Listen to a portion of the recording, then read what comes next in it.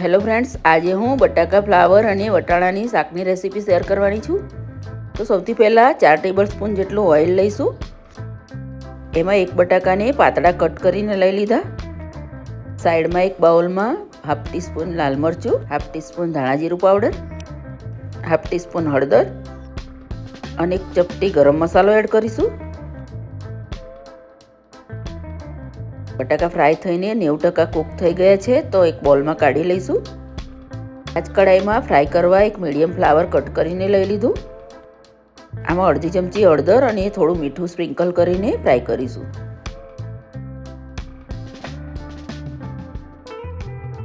Flower પણ cook થઈ ગયું, તો એને પણ લઈ લઈશું. આ જ કઢાઈમાં થોડું રાઈ જીરું એડ કરીશું. ચપટી હિંગ એડ કરી અને એક ચમચી જેટલું આદુ લસણ અને મરચાંની પેસ્ટ એડ કરી સારી રીતે સોતે કરી દઈશું. અને ફ્રાય કરેલું બટાકા ફ્લાવર એડ કરી દઈશું. મસાલા એડ કરી દઈશું. 1 ટીસ્પૂન જેટલું મીઠું એડ કરીશું. સારી રીતે મિક્સ કરી દઈશું. સાઈડમાં બોઇલ કરેલા વટાણા એડ કરીશું. વટાણા હાફ કપ છે. શાકને મિક્સ કરીને થોડું પાણી એડ કરીશું, કેમ કે મસાલા સારી રીતે મિક્સ થઈ જાય. બસ 5-10 મિનિટ જ કૂક કરવાના છે.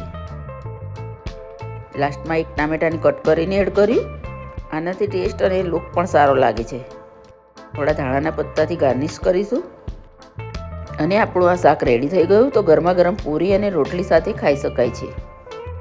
જો રેસીપી પસંદ આવે તો લાઈક અને સબસ્ક્રાઈબ કરવાનું ના ભૂલતા. બાય ફ્રેન્ડ્સ, ફરી મળીશું.